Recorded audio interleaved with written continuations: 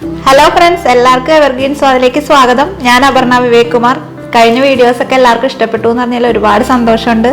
എല്ലാവരും എല്ലാം വീട്ടിൽ ഉണ്ടാക്കി നോക്കിയിട്ട് കമൻറ്റ് ചെയ്യണേ. ഇനി ഇന്നത്തെ റെസിപ്പി ഇന്നൊരു പനീർ ഡിഷാണ്. നല്ലൊരു പ്രോട്ടീൻ റിച്ച് ഫുഡാണ് പനീർ. പനീറും ഗ്രീൻ പീസും കൂടി ചേർന്നിട്ടൊരു നോർത്ത് ഇന്ത്യൻ ഡിഷ് നോക്കിയാലോ നമുക്ക്. റെസിപ്പിയിലേക്ക് പോകുന്നതിന് മുമ്പ് ചാനൽ സബ്സ്ക്രൈബ് ചെയ്യാൻ മറക്കല്ലേ. റെസിപ്പി കാണാം.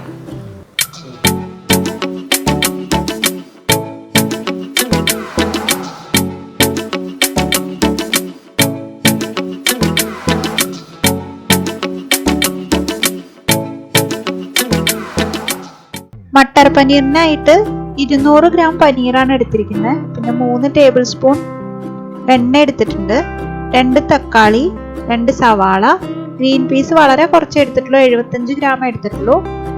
അത് വേവിച്ച് വെക്കണം.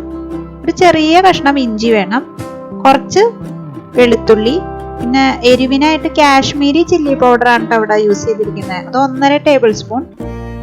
മല്ലിപ്പൊടി 1/2 ടീസ്പൂൺ, 1 ടീസ്പൂണോളം ജീരകപ്പൊടി, 1/2 ടേബിൾ സ്പൂൺ ഗരം മസാല, കുറച്ച് മല്ലിയില അരിഞ്ഞത്, പിന്നെ ആവശ്യത്തിന് ഉപ്പ്. ഒരു കടായിലേക്ക് വെണ്ണ ഇട്ട് കൊടുക്കാം. 1 ടേബിൾ സ്പൂൺ വെണ്ണ ഇട്ട് കൊടുത്തിട്ട് അതിലേക്ക് വെളുത്തുള്ളിയും ഇഞ്ചിയും ചേർത്ത് കൊടുക്കാം. രണ്ടും അരിയേണ്ട ആവശ്യമൊന്നുമില്ല. ഇഞ്ചി മാത്രം ചെറുതായിട്ടൊന്ന് അരിഞ്ഞിട്ടുണ്ട്, കാരണം ഇതെല്ലാം കൂടി നമ്മൾ പിന്നീട് അരച്ചെടുക്കും.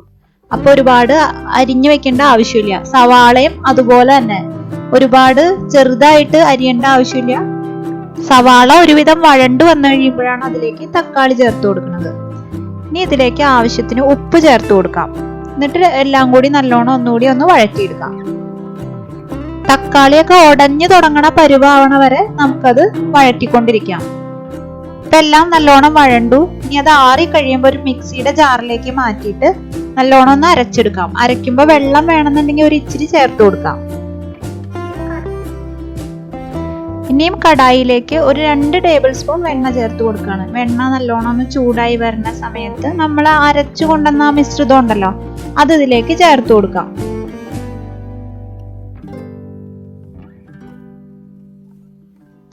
എല്ലാം കൂടി നല്ലോണം ഒന്ന് മിക്സ് ചെയ്ത് കൊടുത്തിട്ട് ഇനി പൊടികൾ ചേർത്ത് കൊടുക്കുകയാണ്. 1.5 ടേബിൾ സ്പൂൺ മുളക് പൊടിയാണ് ചേർക്കുന്നത്. അതും കാശ്മീരി മുളക് പൊടിയാണ്.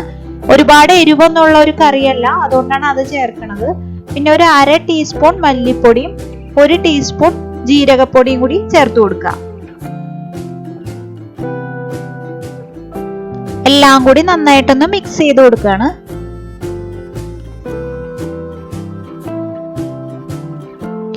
ഇനി നേരത്തെ വേവിച്ചു വെച്ചിട്ടുള്ള ഗ്രീൻ പീസും കൂടി ചേർത്തിട്ട് മിക്സ് ചെയ്യാം.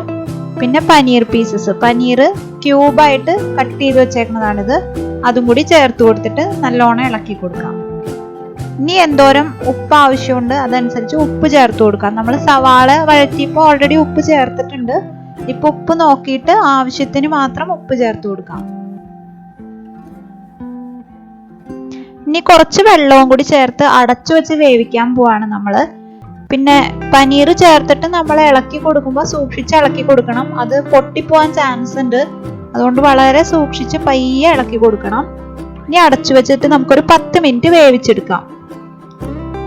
ഇടയ്ക്കൊന്ന് തുറന്ന് നോക്കിയിട്ട് ഇളക്കി കൊടുത്തോളൂ. ഇപ്പൊ ഒരു 10 മിനിറ്റ് ആയിട്ടുണ്ട്. ഇപ്പൊ പനീർ പീസസ് ഒക്കെ ആവശ്യത്തിന് വെന്ത് ചാറൊക്കെ കുറുകി നല്ല പരുവത്തിലായിട്ടുണ്ട്.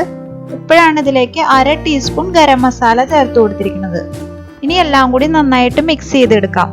മട്ടർ പനീർ റെഡി ആയിട്ടോ. ഇനി ഇതിലേക്ക് നമ്മൾ അരിഞ്ഞു വെച്ചിട്ടുള്ള മല്ലിയിലയും കൂടി ചേർത്ത് വാങ്ങാവുന്നതാണ്. എന്ത് എളുപ്പത്തിലല്ലേ മട്ടർ പനീർ റെഡിയാക്കി എടുത്തത്. ഇത് ചപ്പാത്തിയുടെ കൂടെ നല്ല ബെസ്റ്റ് കോമ്പിനേഷൻ ആണ്. എല്ലാവരും ഇനി ചപ്പാത്തി ഉണ്ടാക്കുമ്പോൾ ഈ കറി ഉണ്ടാക്കി നോക്കണം. എല്ലാവർക്കും ഇഷ്ടാവും. കുട്ടികൾക്കും ഒരുപാട് ഇഷ്ടാവുന്ന ഒരു സാധനമാണ്. ഒരുപാട് എരിവൊന്നും ഇല്ലാത്ത ഒരു കറിയാണ്. ഇനിയും പുതിയൊരു റെസിപ്പി ആയിട്ട് വീണ്ടും കാണാം. Stay happy and healthy.